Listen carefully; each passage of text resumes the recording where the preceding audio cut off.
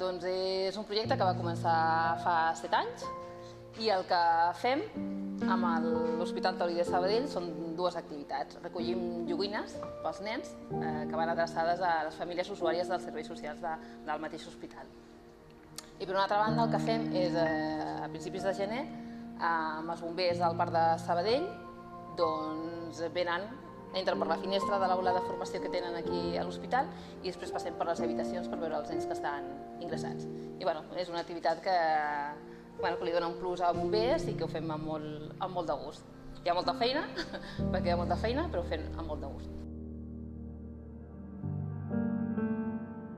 Per què ho faig? Per què ho fem? Són uns projectes solidaris a bombers, que ja fa anys que en portem diversos, i ja fa temps que teníem en ment fer una recollida de joguines. I són temes de bombers, a part de les emergències, que també hem de col·laborar amb la societat. Durant el mes de desembre enviem un correu a tots els parcs de bombers de la Generalitat. Intentem arribar al màxim als 150 parcs, tant de voluntaris com de funcionaris, i a tot el personal d'administració.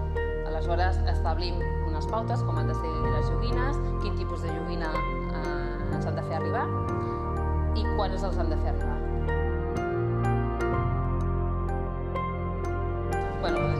És veure, fer no més agraït, sinó és un moment que els nens que estan aquí ingressats, no és un moment fàcil, i més en aquestes dates. És una miqueta de llum o... Aconseguir un somriure d'un nen quan està ingressat, que és una situació que se li fa feixuga i és costosa, és molt important. I fer-li més fàcil aquesta estona que han d'estar aquí a l'hospital.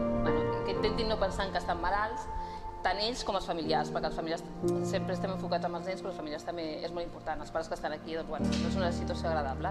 Almenys una estona no estiguin pensant en la malaltia dels seus fills. Gràcies a tots els que col·laboren. Sí, tota la gent que ha col·laborat i que ens ha donat suport des del cos de bombers.